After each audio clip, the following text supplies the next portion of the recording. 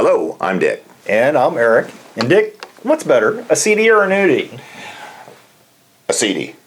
Why? It has FDIC insurance. Oh, the magic insurance now. That's not, one of the things we get hit with all the time with a large volume of folks that come in from our website is not whether a CD or an annuity is better, but what are the best rates. annuity rates? What's the best rate? because what are they looking at? They're looking at bank rate. They're coming over and saying, hey. They're looking at CD rates that are like down here. Yeah, They're going, is there anything else we can do? I always laugh because it's, do you have anything better than what my bank's paying? And the answer is yes, because most people are just, right now especially, fit to be tied with their CD renewals are coming up and 0.2%. And I mean, right. I mean, literally, I have people call every day and say, I'm getting nothing on my CD. Can you beat that? And the answer is yes. That is annuities not hard to beat. Nothing. But when you're down there at a 0.5% a lot of times, or less than that, and 1%'s the big one on the good CD rate, we'll see 3%, 3.5% on a good fixed annuity rate. And this is where we need to start talking about, when we talk about CDs, what people like is you get the same rate every year for the period of the CD. Correct. So there are annuities that have the same type of features, and they're called MIGAs, or multi-year guaranteed annuities. And there's another type in that category that kind of has a first-year teaser rate. Yeah. And that kind of gets some people, and they don't like the gimmicky aspect exactly. of it. But you can have annuities that basically do the same style of payments as a CD. So and we're always careful to clarify that so that when folks are looking for that specific type of annuity, there can be reasons why someone would choose a teaser rate because it's got some additional guarantees. Yet, as long as they understand, and so let's, for the sake of our conversation, let's talk about those annuities that are very similar to CDs in the way that they keep their rate the same over 3 years, 5 years, 10 years. So we're talking about the MIGAs, or the CD style annuities. Yes. So we're trying to compare apples to apples here. So, all right. So we've got a CD and we have an annuity. So we've got the guaranteed fixed yields, same on both of them. So we can get that out of the way. That's Now, what about principal protection? Both have principal protection. They're both very safe, yes. And now should we tell them the secret? The disclosure, Don't say you heard it here. Well, insurance agents are not really supposed to talk about the state guarantee associations.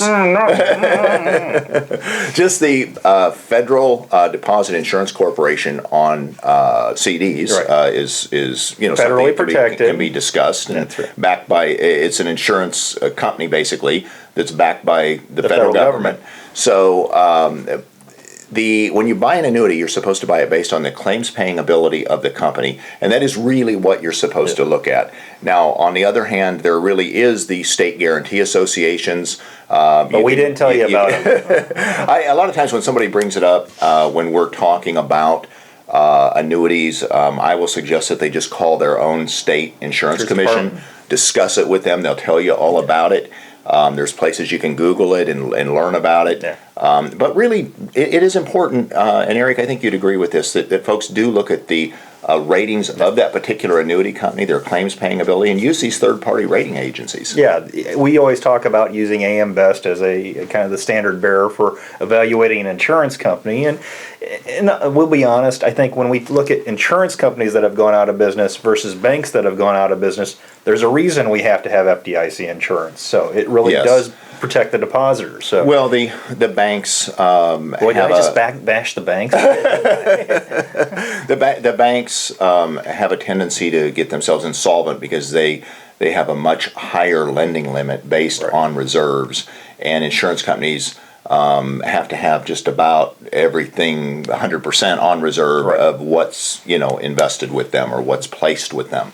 So big difference in safety there. Okay, now taxation. This is one of the things where I think annuities have a significant advantage over CDs. So what happens at the end of the year? After you've had a year of deposit on both the CD, 1099, so you owe a little. You got interest. Little tax. You've got interest. So if Right. on the CD, you're going to get your tax bill at the end of that year. Yes. With an annuity, there's no tax bill. It defers. You don't even have to report it. It just continues to defer and grow. And this is where they come up with that term triple compounding. Oh yeah, right. Like that really exists. Well, the idea is that we all understand that you earn interest on your principal, and then you earn interest on your interest. But if we don't have to give money to Uncle Sam, then we earn interest on that that portion interest that we would normally pay to Uncle Sam. So call that triple compounding. And really, when you're talking about long-term, savings on deposit or money in annuities, you're talking about a considerable difference if you don't have to hand that out to Uncle Sam. It can really make, tens of thousands of dollars of difference over periods of time on $50,000, $100,000, or more, placed out there. And annuities are typically more long-term choices for these dollars. And now we should disclose that when you start taking income from an annuity, you are going to pay taxes on that amount. Yes. So now, when there comes to taxes, and I'm sure people that are in that Social Security bracket are aware that when you're starting to take the dividends on a CD, that impacts. That kicks you up to another level where you become more eligible, potentially, to pay more Social Security tax. So you can be in that 50% level where, if you're paying tax on 50% of your Social Security income, or it can kick you up to that 85% level. And if you can keep it down low enough, you don't have to pay on any of your Social Security tax. So annuities are used very effectively in that area. And so utilizing an annuity to help regulate that Social Security tax is actually a benefit as well. So that's kind of a side tax element there within it. All right, now let's see here. What other additional investments? So sometimes you can actually add to an annuity while it's correct. You've started the process. Well, that's not something you normally do with a CD. Normally, you have to go out and open up a new CD. Right. There's certain types of fixed annuities that are the MIGA style, the CD style, that will allow you. It's called flexible premium, where you can put a little more money into that annuity, or considerably more, up to certain levels that are where you have to get company approval. I think it's like $1 million. I was going to say, it does vary by company, but what's nice is, if you get stuck with all of a sudden the rates are going down low and you've got an annuity out there, put some extra money in there. Put some more money in that one, and you've got it. So. And what stops someone from maybe just going for a short-term annuity, Eric, like a 3-year or a 5-year? Nothing at all. In fact, I would say the rates on those are usually significantly higher than even where the banks are. Right. And what really is the enticement to go for the longer term is a higher rate. Right. It's usually you're talking rate. Rate speaks the magic language for all the people looking at these things, I think. So I wanted to bring up liquidity. Because a lot of times with CDs and annuities, there's usually that term that you're locked into, and both of them usually have surrenders of some sort. And with CDs, usually not so significant. With CDs, you usually have to give up your interest for a certain period of time, like 3 months or 6 months. So if you had like $500,000 in CDs and you had to give up your interest for 3 months, it might be like 50 cents. At today's rates. So your penalty doesn't amount to... Boy, did you pick up that. Now, on the other hand, with an annuity, and you had a similar amount of money in there, if you tried to take it all out at once, you would have a pretty serious surrender. Right. On the other hand, if you just took out what they allow you to take out, which would be either maybe the interest, or they would allow you to take out maybe 10%. Then you have no penalty at all. So there would be some liquidity there. Yeah. So and that's what I think there is liquidity in both products. Just you have to be aware. I know in my former life wasn't a banker. I was a credit unioneer. You could still get into a CD, get into the interest, and that was still available to you, just as it was typically on the annuity world. Yes. So there is some liquidity, but don't think of them as typically being very liquid products. Yes. So, all right.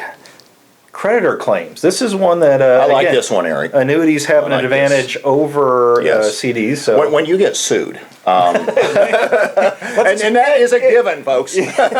When you get sued, because in our litigious society, it's just a given that people get sued that shouldn't be sued, and comes out of nowhere. And a lot of your assets are at risk, including CDs, Right. where there's a lot of creditor protections for retirement accounts and annuities. Yeah. So they fall in that category. Yeah, so it's a good thing it's another little thing to sneak in your pocket. So state by state, you have to look Right. at your state, but most states really do have good creditor protection on annuities. Okay. Now this is one that's a given, and if you've been on our website, lifetime income. Oh yeah, You don't just think a of that. nice It's little just a bonus. extra. And what happens with an annuity is that you can annuitize the product and generate lifetime income from it. Yes. The banks not so much wanting you to take lifetime income from them. I don't know why, but yeah, you can actually just pull the interest off and hope that it survives. But well, and this is a key difference between an annuity and a CD. If you're laddering CDs and you start using the money for your income and you start getting into the principal, you will completely deplete your CDs and you will go broke. With an annuity, you could ladder your annuities, and you could, when you need income, you could turn on one or two annuities, annuitize those. When you need more income, you can annuitize another annuity and another one. You'll never run out of money in terms of your income. Yeah. You will surrender basically the principal, a laddered annuity at a time, but you'll always have income no matter how long you live, and that's something a CD can never give you. Yeah, and so I think we've tried to cover a lot of the comparisons for CDs and annuities. So, Dick, which is better, a CD or an annuity? Well, I think that that for at least a portion of your money, an annuity makes a lot of sense. We've always said diversify, have a good asset allocation mix, and each person's situation could be a little different, so they may want to get an advisor involved. It's an annuity. Thank you. Thanks.